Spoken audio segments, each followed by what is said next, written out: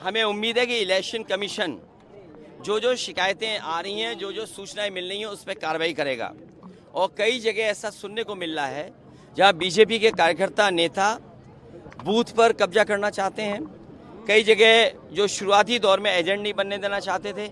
मैंने यहाँ पर एक अधिकारी को देखा, जिस समय मैं गाड़ी में आया उसे होश ही नहीं था क्या कर रहा है, और लोगों को गाली गलौज कर रहा है। अगर पोलिंग स्टेशन पे आप लोगों को गाली गलौज करोगे, ये कहाँ का व्यवहार है? और चेक करने की अनुमति अंदर है, आप बाहर खड़े होकर पुलिस नहीं चेक कर सकती है कि आप वोट डाल के आए हो कि नहीं डाल के आए हो। ईवीएम पर भी सवाल उठाया आपने शुरू से ही। ये अभी सवाल इस बहस में नहीं है।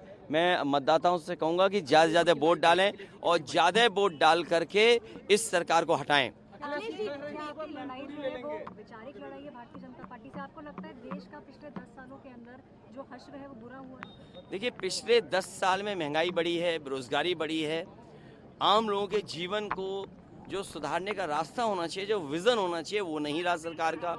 और हम किसी चीज को देखें, आज दवाइयों के दाम बढ़ गए हैं, जरूरत की चीजों के दाम बढ़ गए हैं, गाड़ियों की कीमत बढ़ गई है, बिजली महंगी खरीदनी पड़ रही है, और किसी के हाथ में नौकरी रोजगार नहीं है।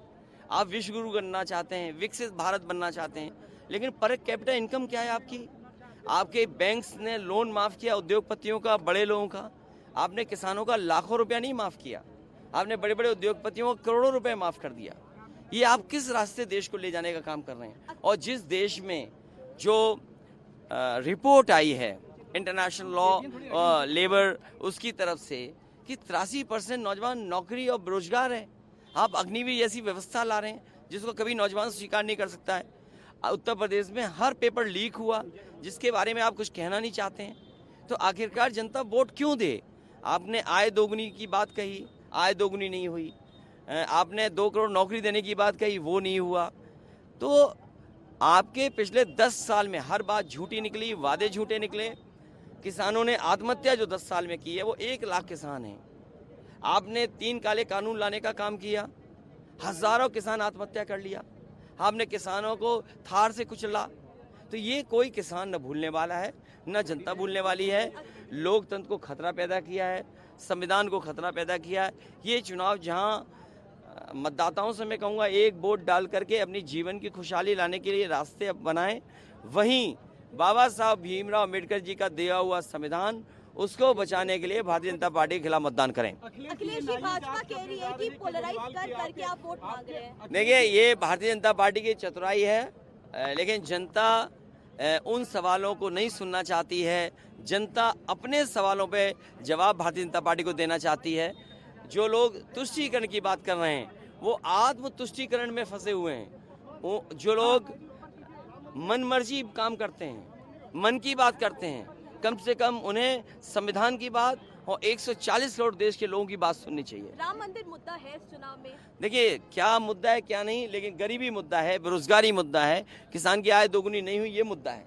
अखिलेश जी, समाजवादी पार्टी भारतीय जनता पार्टी को मुंह तोड़ जवाब देगी इस चुनाव में? देखिए, मुझे उम्मीद है कि जनता अपने जीवन को खुशहाली के रास्ते पे लाने के लिए भारतीय जनता पार्टी के खिलाफ मतदान कर रही है। अरविंद केजरीवाल की जांच एनआईए करने जा रही है। देखिए, जिसके हाथ में एजेंसी है, जैसे कहते हैं ना, जिसकी लाठी, अब भाई लाठी छीनने के लिए तो वोट पड़ रहा है। हर संस्था को इन्होंने खराब कर दिया। यही तो संविधान कह रहे हैं कि संविधान के को खतरा है। संविधान को खतरा तभी है ना क्योंकि हर संस्था को इन्होंने अपने हाथ में ले लिया। जब संस्थाओं को अपने हाथ में ले लोगे, अपने पॉलिटिकल इंटरेस्ट को और पॉलिटिकल लाभ लेने के लिए इस्तेमाल करोगे, तो संविधान कहाँ बचा? बाबा साहब भीमराव अम्बेडकर जी का दिया हुआ संविधान के तहत जो अधिकार, जो सम्मान मिलना था, वो कहाँ मिल रहा है? इसलिए हम कह रहे हैं कि संविधान जाएगा तो आरक्षण जाएगा।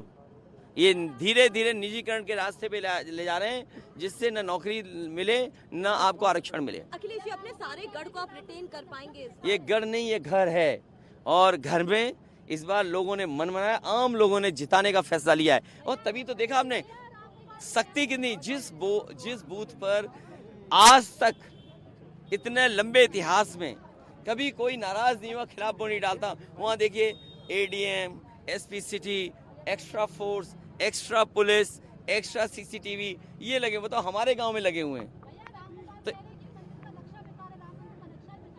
देखिए, मैं क्या कह रहा हूँ क्या नहीं कह रहा हूँ, लेकिन हम लोग बड़ी चीजें बड़ी अच्छी बनाते हैं। संविधान पर क्या आपका मत भी वही है जो राहुल गांधी का है? आप भी मानते हैं मैं- कि बीजेपी प्रियम्बल बदल देगी?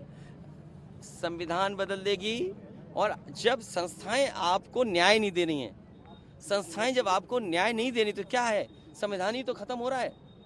क्या आपको उम्मीद थी कि 3 काले कानून आ जाएंगे? क्या आपको उम्मीद थी अग्निवीर आ जाएगा? क्या आपको उम्मीद थी कि बैंकें डुबा दी जाएंगी? क्या आपको उम्मीद थी कि नोटबंदी हो जाएगी? ये तमाम वो चीजें हैं जो संविधान नहीं अधिकार देता सरकार को।